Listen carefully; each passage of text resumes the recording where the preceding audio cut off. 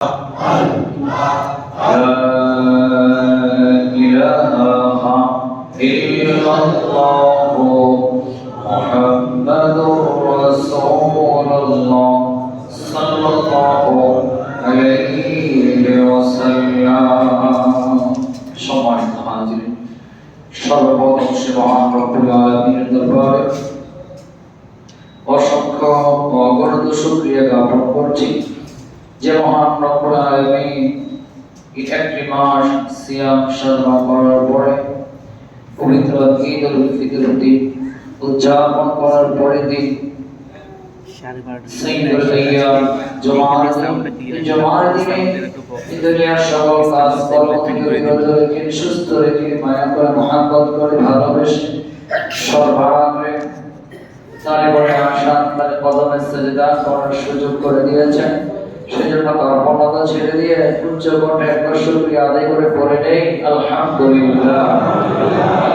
এবং অসংখ্য অগণিত দরুদ আর সালাম প্রেরণ করছি যিনি আকায়ে নামদার তাজদার মদিনা সরকার দো আলম নূর মুজাসসাম সাইয়্যিদুল মুরসালিন শাফিউল মুজনাবিন মক্কার মদিনার যিনি গুণাগার উম্মতের দুইগুলোর সাথী, যিনি এই উম্মতকে ইহকালীন এবং পরকালীন মুক্তির জন্য সত্য নবী হিসেবে সত্য বাণী আগমন করেছেন, ওই নবীর কদমে একবার দরুদ সালাম প্রেরণ করে উচ্চ কণ্ঠে সকলে পড়ি সাল্লাল্লাহু আলাইহি ওয়াসাল্লাম।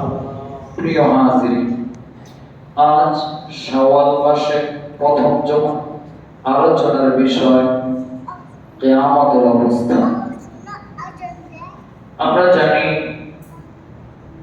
এই দুনিয়া, এই পৃথিবী একদিন ধ্বংস হয়ে যাবে, কিয়ামত সংঘটিত হবে। তো আল্লাহ নবী এই দুনিয়ার ধ্বংসের কিছু আলামত, কিছু লক্ষণ, কিছু চিহ্ন আমাদের জন্য রেখে গেছেন, যে কোন কোন ঘটনাগুলো ঘটলে, কোন কোন ধ্বংসস্তূপ দেখলে, ধ্বংস জিনিসগুলো দেখলে তোমরা বুঝে নিবে যে কিয়ামত খুবই নিকটে। তো আল্লাহ নবী এই কথা বলতে গিয়ে সাহাবায়ে-কেরামদেরকে বোঝাতে গিয়ে বললেন যে সাহাবীরা শোনো, আমি নবীজি আগমন করেছি, আমি আর কিয়ামত খুব নিকটে। আমি নবীর আগমন আর কিয়ামত খুব কাছাকাছি, খুব নিকটে। অর্থাৎ বোঝাতে চাইলেন যে কিয়ামতের সময় আর বেশি দেরি নাই। নবীজি সাল্লাল্লাহু আলাইহি সাল্লাম তো চলে গেছেন, তো কিয়ামতের আলামতগুলো ক্রমান্বয়ে একটা একটা ঘটবে। সবচেয়ে বড় আলামত যেটা আমরা দেখি যে নবী চলে গেছেন, তার মানে কিয়ামতগুলো খুব কাছে। আর অন্যান্য আলামত আছে, তার চেয়ে বড় বড় আলামত আছে 10টি। এটা আজ আলোচনা করব না, ছোট ছোট গুলো আলোচনা করব। কোন আলামতগুলো দেখলে আপনি বুঝতে পারবেন আর আপনি নিজে বাস্তবে মিলাবেন যে আসলে কি ঘটনাগুলো ঘটতেছে কিনা বাস্তবে। কিছু সংঘটিত হয়ে গেছে, আর কিছু সামনে বাকি আছে যেগুলো ঘটতেই থাকবে। তো প্রথমে যেটা বললাম, আল্লাহ নবী বললেন যে আমার আগমন, এটা হচ্ছে একটা আলামত, আমি চলে যাব। আলামত হলো কিয়ামত খুব সন্নিকট, কিয়ামত হয়ে যাবে। এরপরে আল্লাহ নবী বললেন যে কিয়ামতের দ্বিতীয় আলামত চন্দ্র দ্বিখণ্ডিত হবে। তো সেটা আল্লাহ নবীর যুগে ঘটেছে। আরবের কাফেররা যখন বলেছিল যে তুমি যদি সত্যি নবী হয়ে থাকো, তুমি যদি আল্লাহর পয়গম্বর হয়ে থাকো, তাহলে ওই আকাশের চন্দ্রটাকে দ্বিখণ্ডিত করে দেখাও। আল্লাহ রাব্বুল আলামিন কোরআনে বলেছেন ইকতা বাতিস সাআতু ওয়া শাক্কাল কমর। সূরা কমরের ভিতরে আল্লাহ রাব্বুল আলামিন বলেন কিয়ামত নিকটবর্তী হয়ে গেছে এবং চন্দ্র দ্বিখণ্ডিত হয়েছে। তার মানে চন্দ্র তো রাসূল পাক সাল্লাল্লাহু আলাইহি সাল্লামের যোগী হয়ে গেছে দ্বিখণ্ডিত, তো কিয়ামত খুব নিকটবর্তী হয়ে গেছে। কাফেররা যখন বলেছিল, আবু জাহেল বলেছিল, বাতিজা তুমি তো নবী দাবি করছো, তুমি নবী, এই আকাশের চন্দ্রটাকে দ্বিখণ্ডিত করো তো দেখি, চাচা যদি করে দেখাতে পারি ঈমান আনবেন, ধর্ম গ্রহণ করবেন।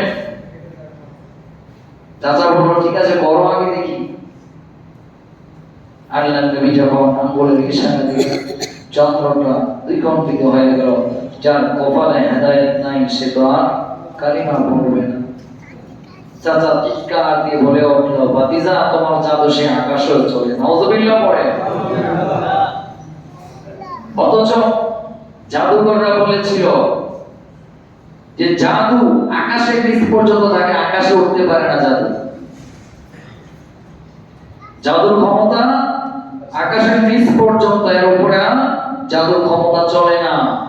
এটা জাদু নয়, এটা আল্লাহ প্রদত্ত অলৌকিক কিছু, যেটা আল্লাহ প্রদত্ত। আল্লাহ নবীর মুজিজা অসংখ্য অগণিত।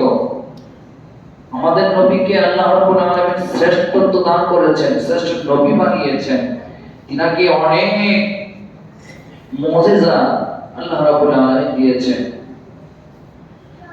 তো আকাশের চন্দ্র দ্বিখণ্ডিত হয়ে গেছে, এই ঘটনাটাও সংঘটিত হয়ে গেছে। তো কিয়ামত সংঘটিত হওয়ার খুব কাছে। এরপরে ফিলিস্তিনের যে বাইতুল আকসা, মসজিদে আকসা, এটা মুসলমানদের দখলে চলে আসবে। যদিও একবার সংঘটিত হয়েছে হযরত ওমর ফারুক রাদিয়াল্লাহু তাআলা আনহুর যুগে। আমরা আশাবাদী আবারও হবে। তবে কিয়ামত খুব নিকটেই চলে আসলে সেটা হবে। মসজিদে আকসা মুসলমানদের দখলে চলে আসবে। এখন তো ওই ইসরায়েলি বাহিনী মুসলমানদেরকে পাখির ন্যায় হত্যা করছে, শাহাদাত করতেছে মুসলমানদেরকে। আল্লাহ রাব্বুল আলামিন তাদের কবলে যদি হেদায়েত থেকে হেদায়েত রেখে দেন না হয়, আল্লাহ রাব্বুল আলামিন যেন একটা আসমানি ফয়সালা করে দেয়। এরপরে আল্লাহর নবী বলেন যে ধন সম্পদ বৃদ্ধি পেয়ে যাবে। আমরা দেখি সাহাবীদের যুগ থেকে যদি আপনি এই পর্যন্ত একটা হিসাব মেলান যে সাহাবীরা কত না খেয়ে কষ্ট করেছে, নিজের ঘরে খাবার ছিল না, কিন্তু ঈমান থেকে বিন্দু পরিমাণ পিছপা হয়ে যায় নাই, দূর হয়ে যায় নাই। তো খাবারের অভাব ছিল, খেয়ে না খেয়ে বদরের প্রান্তরে যুদ্ধের ময়দানও নেমেছিল সাহাবায়ে কেরামগণ। তারপরও ইসলাম থেকে ঈমান থেকে দূরে সরে যায় নাই। এরকম ভাবে কত যুদ্ধ সংঘটিত হয়েছে। খন্দকের যুদ্ধে সাহাবায়ে কেরামগণ, যে সমস্ত সাহাবীরা দিন আনতো দিন খেত, ওই সাহাবীরা যুদ্ধের জন্য অংশগ্রহণ করেছিল, খনন করেছিল। কিভাবে খনন করেছিল? যখন যুদ্ধের ময়দানে যুদ্ধের আওয়াজ আসলো যে যুদ্ধ করতে হবে, মক্কার কুরাইশরা এই মদিনায় হামলা দিবে, আক্রমণ করবে, আল্লাহর নবী সাহাবীদেরকে নিয়ে বসলেন। সাহাবীরা বলো কি করা যায় এই মুহূর্তে? তারা তো রওনা দিয়ে দিয়েছে প্রায়। আমরা কিভাবে তাদের আক্রমণ থেকে বাঁচতে পারি? এক একজন সাহাবী এক এক ধরনের পরামর্শ দিচ্ছেন। একজন সাহাবী যিনি বয়োবৃদ্ধ ছিলেন, যার নাম সালমান ফারসি রাদিয়াল্লাহু তাআলা আনহু, তিনি ইতিহাস দেখা যায় 100 বছর অনেক উপরে তিনি হায়াত পেয়েছিলেন, প্রায় 200 বছরের কাছাকাছি। তো এই সাহাবী বললেন, ইয়া রাসূলুল্লাহ, আমার কাছে একটা বুদ্ধি আছে, দেখেন আমার পরামর্শটা পছন্দ হয় কিনা। যে কি সেই পরামর্শ? ইয়া রাসূলুল্লাহ, মদিনার 3 দিক স্থল, একদিক জল রয়েছে।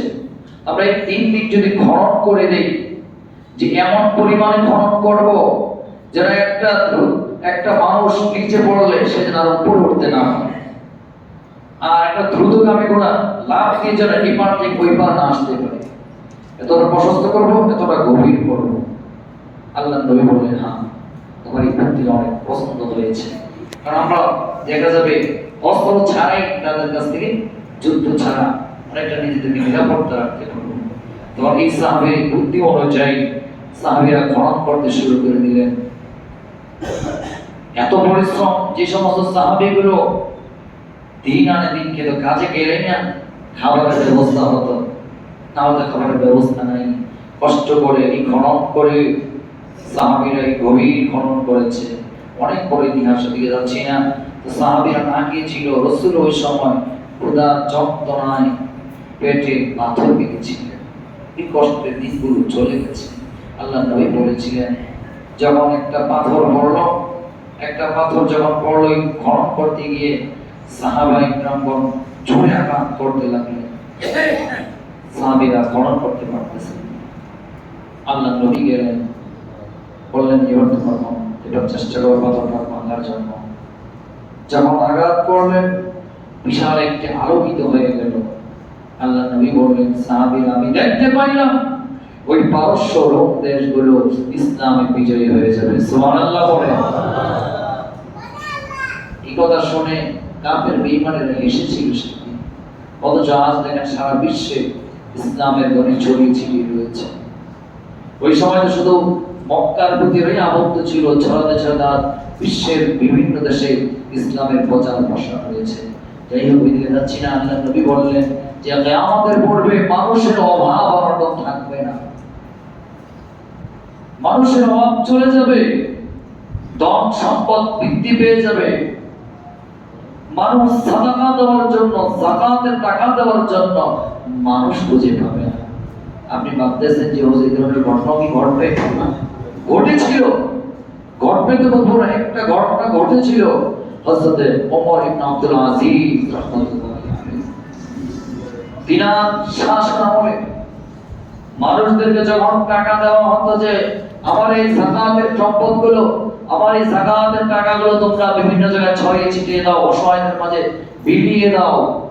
মানুষ টাকা নিয়ে বিভিন্ন গ্রামে বিভিন্ন মহল্লায় গিয়ে বলতে লাগলেন যে ধরো এগুলো যাকাতের টাকা। এনারা বলতে লাগলেন আমাদের যাকাতের টাকার প্রয়োজন নাই, আমাদের সাধ্য মতো, আমাদের প্রয়োজন মতো আমাদের ধন সম্পদ রয়েছে, যাকাতের টাকা আমাদের লাগবে না। সুবহানাল্লাহ পড়ে। যাকাতের টাকা নিত না, তার মানে কতটুকু স্বাবলম্বী তারা হয়ে গেছে। এবং দেখা গেছে পরে টাকা নিয়ে ফেরত চাইতে হয়েছে, নেওয়ার মতো কোনো মানুষ ছিল না।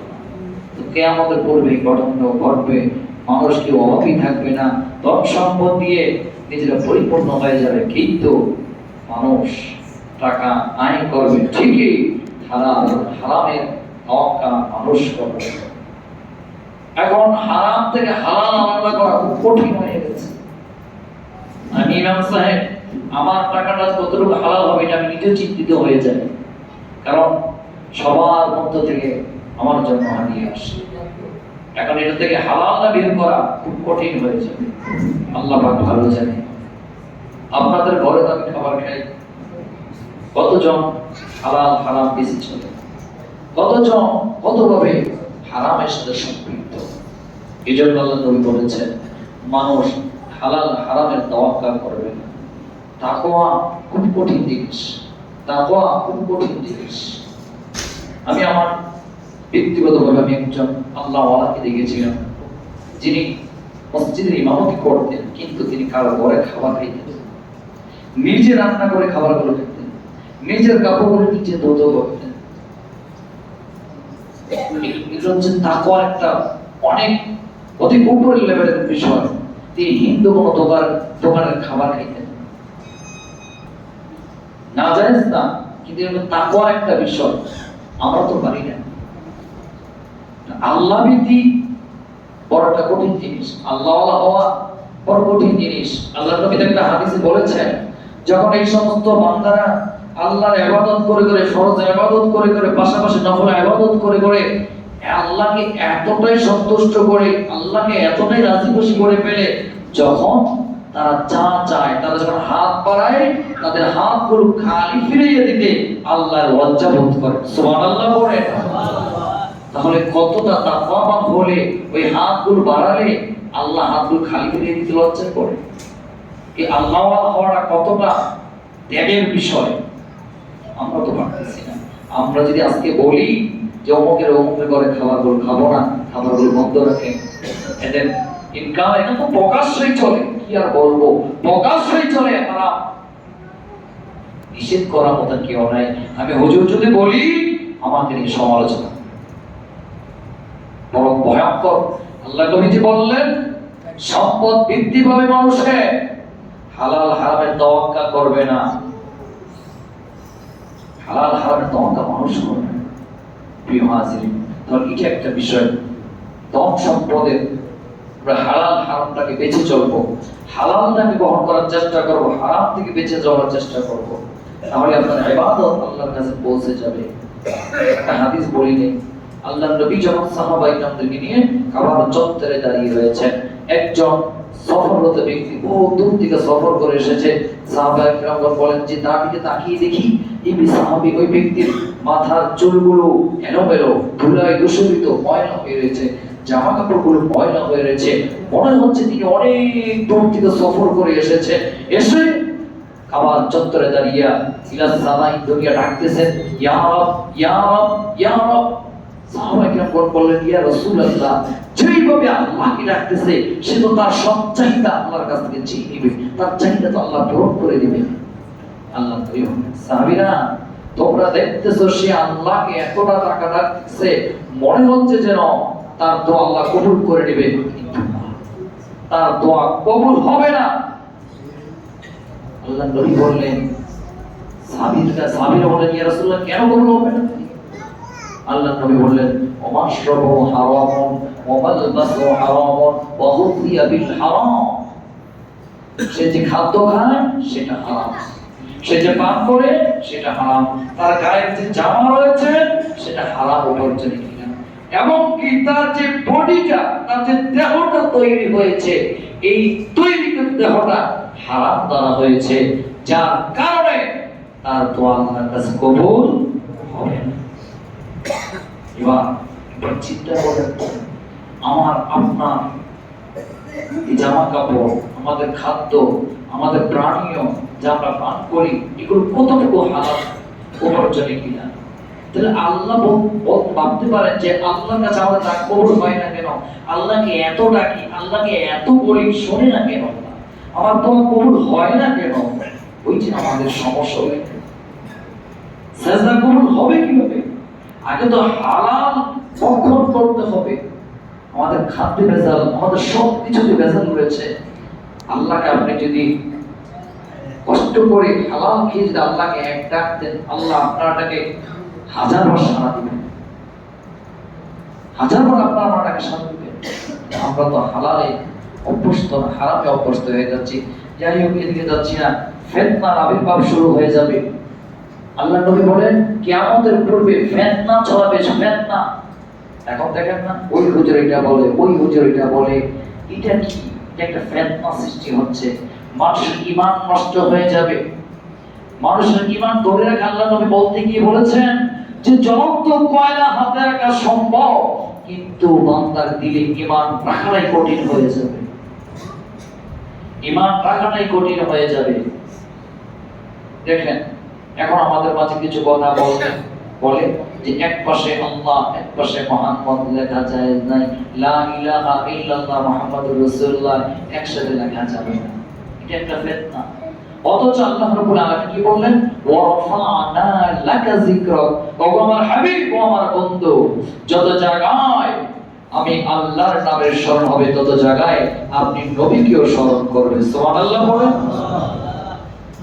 এই ফিতনা ছড়িয়ে দিয়ে আমার ঈমানগুলোকে আস্তে আস্তে নষ্ট করে ফেলবে। আমার যুবক ভাইরা মাথাগুলো এমনি নষ্ট। ওই হুজুরে এই দলিল দিয়েছে, এই দলিল দিয়েছে, এই জন্য 8 টাকা করে 20 টাকা দাম পড়ে। এরপরে জমার পূর্বে 4 রাকাত কবলাল জুমা পড়ার কথা ছিল, এটাও এখন নাই। বিভিন্ন ধরনের কথা বলে মানুষের মাঝে ফিতনা সৃষ্টি করে দিচ্ছে। মানুষ দিন দিন ঈমান থেকে দূরে সরে যাচ্ছে, ঈমান হালকা হয়ে যাচ্ছে, নামাজ ছেড়ে দিচ্ছে। কিছুদিন পূর্বে সবাই বরাতকে নিয়ে এক কটূক্তি করেছে, এখন একজন কদরকে নিয়ে কটূক্তি করছে। কি বলছে? যে মানুষ যদি কদরকে কেন্দ্র করে, 27 রমজানকে কেন্দ্র করে সারা রাত মসজিদে অবস্থান করে, তাহলে নাকি হিন্দুদের পূজার ন্যায় হয়ে যাবে। নাউযুবিল্লাহ পড়ে। এই কথাগুলো আসতেছে। আপনারা সাধারণ লোক না, আমাদের মধ্যে এরকম পাঞ্জাবি পরা, টুপি পরা লোকরাই বলতেছে। এগুলো হচ্ছে ফিতনা। আল্লাহ নবী যে বলেছেন, কিয়ামতের পূর্বে ফিতনার আবির্ভাব ঘটবে। কেমন ফিতনা হবে? দেখেন, একটার পর একটা তাসবির গোটা যখন ছিঁড়ে যায়, একটার পর একটা যখন টকটক করে পড়তে থাকে, একটার পর একটা ফিতনা এখন ছড়াচ্ছে মানুষের মাঝে। আপনি বলেন, যিনি কথা বললেন তিনি আরো গবেষণা করার দরকার ছিল যে এই রজনীটা ইবাদতের রজনী। আপনি যদি বলতে চান দিনকে নির্ধারণ করে দিনকে কেন্দ্র করে ইবাদত করা যাবে না, তাহলে আল্লাহ রাব্বুল আলামিন একটি মাস নির্ধারণ করেছেন, আল্লাহ রাব্বুল আলামিন দুইটি দিন নির্ধারণ করেছেন, ঈদুল ফিতর এবং ঈদুল আযহা। তাহলে আল্লাহ রাব্বুল আলামিন কি এখানে বেদাত করেছেন? আউযুবিল্লাহ। দিনকে নির্ধারণ কেন করা যাবে না? আল্লাহ রাব্বুল আলামিন তো নির্ধারণ করে দিয়েছেন।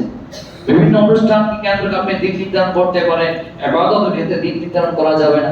আপনি মাহফিল করতে পারেন দিন নির্ধারণ করে, ইবাদত করা যাবে না। বলে 4 দিন নির্ধারণ করে 4 দিনটা করা যাবে না, 40 দিন নির্ধারণ করে 40টা করা যাবে না, কেন করা যাবে না? আল্লাহ রাব্বুল আলামিন অসংখ্য দিন নির্ধারণ করেছেন। সাইয়্যিদুল আইয়াম, এই যে পবিত্র জুমার দিন, এই জুমার দিনকে 6টি দিনের পর একটা দিন নির্ধারণ করেছেন। সাইয়্যিদুল আইয়াম মানে কি? অন্যান্য 6টা দিনের নেতা। সাইয়্যিদ মানে শব্দের অর্থ হলো নেতা, আইয়াম মানে দিন। অন্যান্য দিনগুলো নেতা হলে জুমার দিন, এবং আল জুমাতু হাজ্জুল মাসাকিন, গরীবদের জন্য এই দিনটাকে হজের দিন বলা হয়েছে। আল্লাহ নবী বলেছেন। তাহলে দিনকে নির্ধারণ তো আল্লাহ রাসূল করেছেন। এই যে দিনে নির্ধারিত ইবাদত, জুমার দিন আমরা আলাদা একটা ইবাদত করি না, এই ইবাদতটা আল্লাহ নবী বলেছেন। কোন ব্যক্তি যদি সুন্দরভাবে জুমার দিন ফজরের পর থেকে শুরু করে জুমার আগ পর্যন্ত, অর্থাৎ জুমার আসার আগ পর্যন্ত সুন্দরভাবে নিজেকে পরিষ্কার পরিচ্ছন্ন করলো, নিজের ঘরবাড়ি পরিষ্কার পরিচ্ছন্ন করলো, করে আতর মেখে সুরমা মেখে তৈল দিয়ে সুসজ্জিত হয়ে জুমার জন্য যদি সে বের হয়ে আসে, আল্লাহ নবী বলেন সে যখন একটা কদম রাখবে জুমার মসজিদে আসার জন্য, ওই একটা কদমের বিনিময় আল্লাহ রাব্বুল আলামিন 1 বছর দাঁড়িয়ে দাঁড়িয়ে রাতের বেলা ইবাদত করে যে সওয়াব হতো, 1 বছর দিনের বেলা সিয়াম নফল সিয়াম রাখলে যে সওয়াব হতো, তার আমলনামায় একটা কদমের বিনিময় এত নেকি লিখে দেন। সুবহানাল্লাহ। তাহলে জুমার দিনের ফজিলত এত রয়েছে। দিনকে কি বলছে নির্ধারণ করেন? আল্লাহ রাব্বুল আলামিন করেছেন, আল্লাহ নবী করেছেন। সময় অনেক সংকীর্ণ, কথা অনেক বেশি, প্রায় 40টার মতো এই ছোট ছোট আলামত রয়েছে। মাত্র আপনাদের কাছে আমি 6টা উল্লেখ করতেছি। 6 নম্বরে মিথ্যা নবী দাবিদার আসবে প্রায় 30 জনের বেশি। 30 জনের কথা উল্লেখ আছে। 30 জন মিথ্যা নবী দাবিদার হবে। কয়েকজন তো হয়ে গেছে। ওই হযরত আবু বকর সিদ্দিক রাদিয়াল্লাহু তাআলা আনহু জামানায় একজন আসছিল মুসাইলামা কাজ্জাব। সে নিজেকে নবী দাবি করেছিল, তার বিরুদ্ধে হযরত আবু বকর সিদ্দিক রাদিয়াল্লাহু তাআলা আনহু জিহাদ ঘোষণা করেছিল, যুদ্ধ ঘোষণা করেছিল। এরপরে আমরা জানি কাদিয়ানী সম্প্রদায়, মির্জা মুহাম্মদ কাদিয়ানী নিজেকে নবী দাবি করেছিল, সেও ধ্বংস হয়ে গেছে। ওটা অনেক বড় বলতে যাচ্ছি না। এই কাদিয়ানী সম্প্রদায় এখনো সারা পৃথিবীতে ছড়িয়ে ছিটিয়ে রয়েছে। বাংলাদেশে অনেক জায়গায় রয়েছে। এরা মানুষকে বিভিন্নভাবে টাকা পয়সা দিয়ে বিভিন্নভাবে মানুষকে ধোঁকায় ফেলে, ঈমান নষ্ট করে ফেলে। তারা বলতে চায় যে আরেকজন নবী আসবে, আপনাকে কোরআন দিয়ে রেফারেন্স দিবে, আমাদের নবীকে উল্লেখ না করে যে বলবে শেষ রাসূল আসবে না, শেষ নবী আসতে পারে, কিন্তু একটা কথা বলে আপনাকে ধোঁকায় ফেলে দিবে। মনে রাখবেন, মা কানা মুহাম্মাদুন আবা আহাদিন মির রিজালিকুম ওয়ালাকিন রাসূলুল্লাহ ওয়া খাতামান নাবিয়্যিন। খাতাম মানে শেষ, নবীদের দরজা বন্ধ। আল্লাহ নবী উদাহরণ দিতে গিয়ে বলেন যে নবীদের যে একটা মনে করো একটা ঘর, যে ঘরের সবগুলো ইট আছে কিন্তু একটা ইট ফাঁকা রয়েছে, একটা ইট ফাঁকা রয়েছে। আল্লাহ নবী ঘোষণা, একটা ইট ফাঁকা রয়েছে। ওই ইট, এটা হচ্ছে নবুয়তের একটা ঘর মনে করো, ওই ইটটা আমি নবী যখন আসলাম ওই ইটটা শক্ত হয়ে গেল, ওই ঘরটা পরিপূর্ণ হয়ে গেল। এখন বলেন আল্লাহ নবী যখন বললেন যে ইটটা লাগানো হয়ে গেলে ওই ঘরটা পরিপূর্ণ হয়ে গেল, অর্থাৎ নবী আসার দরজা সম্পূর্ণভাবে বন্ধ হয়ে গেছে, শেষ হয়ে গেছে। তাহলে তার বলে যারা দাবিদার হবে না, সবাই কি ভণ্ড? এদেরকে আর মানা যাবে না। এদেরকে মানলে আপনি ঈমান হয়ে যাবেন, ধ্বংস হয়ে যাবেন। এরপরে আল্লাহ নবী বলেছেন আমানতের খেয়ানত করবেন।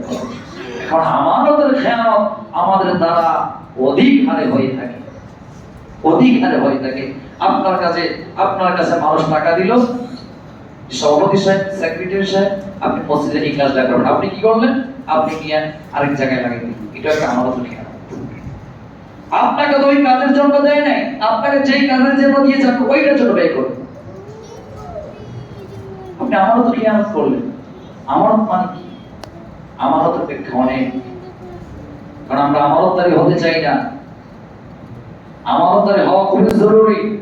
কথার আমানত আছে, বিভিন্ন জিনিসপত্রের আমানত আছে, কেউ বললো আপনাকে যে এই কথাটা আপনার কাছে বললাম, আপনি আর কারোর কাছে বললেন না, আপনি কি করলেন? ওর কাছে গিয়ে বললেন, ও আবার ওর কাছে গিয়ে বললো, তাহলে আমারও তো রইল, খেয়ানত হয়ে গেল। আল্লাহ নবী বললেন যে আমাদের খেয়ানত ঘটবে, কিয়ামতের পূর্বে। এটা আমাদের কাছে ইবাদত নাই, স্পষ্ট। আজ আমরা আমাদের খেয়ানত করছি। তো কিয়ামত খুবই নিকটে, খুবই নিকটে কিয়ামত ঘটে যাবে। একটা আয়াত কারিমা নিয়েছিলাম, আল্লাহ রাব্বুল আলামিন বলেন, ওয়ামান আ'রাদা আন যিকরি ফাইন্না লাহু মাঈশাতান দানকা ওয়া নাহশুরুহু ইয়াওমাল কিয়ামাতি আ'মা ক্বালা রাব্বি লিমা হাশারতানি আ'মা ওয়া ক্বাদ কুনতু বাসীরা। আল্লাহ রাব্বুল আলামিন কোরআন কারীমের ভিতরে বলেন, ওয়ামান আ'রাদা আন যিকরি ফাইন্নাহু লাহু মাঈশাতান দানকা ওয়া নাহশুরুহু ইয়াওমাল কিয়ামাতি আ'মা। আল্লাহ রাব্বুল আলামিন বলেন, যারা নাকি আমি রব্বুল আলামিনের জিকির থেকে গাফিল হয়ে যাবে, আমার ইবাদত থেকে গাফিল হয়ে যাবে, কাল কিয়ামতের ওই কঠিন ময়দানে যারা হাসরের মাঠে উঠবে, তারা চোখে দেখতে পারবে না, তারা চোখ দিয়ে কিছু দেখবে না, তারা চোখ দিয়ে কিছু দেখবে না। আল্লাহ রাব্বুল আলামিনের কাছে বলবে, ক্বালা রাব্বি লিমা হাশারতানি আ'মা ওয়া ক্বাদ কুনতু বাসীরা। ও মাবুদ, মাবুদ, দুনিয়া থাকতে আমি চক্ষু দিয়া অনেক কিছু দেখতে পারতাম, কিন্তু আজ হাসরের ময়দানে আমি উঠলাম, কিন্তু আমি চোখ দিয়া যে কিছু দেখতে পাই না। প্রভু, এর কারণ কি? এর কোন কারণ? আল্লাহ রাব্বুল আলামিন ডাক দিয়ে বলবেন, ও আমার গোলাম, আমার বান্দা, এই যে দুনিয়ার জিন্দেগিতে আমার কোরআন ছিল, আমার রাসূলের সুন্নাহ ছিল, আমার কোরআন আর রাসূলের সুন্নাহকে তুমি চোখ দিয়া দেখিও দেখো নাই, না দেখার ভান করেছো। হাদিস এসেছে তুমি দেখো নাই, কোরআন তোমার সামনে স্পষ্ট ছিল, তুমি দেখার চেষ্টা করো নাই, মানার চেষ্টা করো নাই, বোঝার চেষ্টা করো নাই। আমার আয়াতকে দেখে ক্বালা কাযালিকা আতাতকা আয়াতুনা ফানাসিতাহা ওয়া কাযালিকাল ইয়াওমা তুনসা। ওই যে দুনিয়ার জিন্দেগিতে দেখো নাই, কানেও শোনাই, সেজন্য আমি রব্বুল আলামিন এই হাসরের ময়দানে তোমাকে অন্ধ এবং বধির করে তুলেছি। নাউযুবিল্লাহ পড়ে। তাহলে কোরআন সুন্নাহ আপনার সামনে আছে, আপনি শোনেন, কানে শোনেন, মানেন না। আপনি চোখে দেখেন, তারপরও দেখেন না। তাহলে বোঝা উচিত আমরা সেই দিন হয়তো এইভাবে অন্ধ আর বধির হয়ে উঠতে হবে। আল্লাহ রাব্বুল আলামিন যেন আমাদেরকে বাকি জীবনটা কোরআন সুন্নাহ দিয়ে সাজানোর তৌফিক দান করেন। সকলে বলি আমিন। ওয়া আখিরু দাওয়ানা আলহামদুলিল্লাহি রাব্বিল আলামিন। যারা অবলোচন বাদী করেন নাই, যারা অবলোচন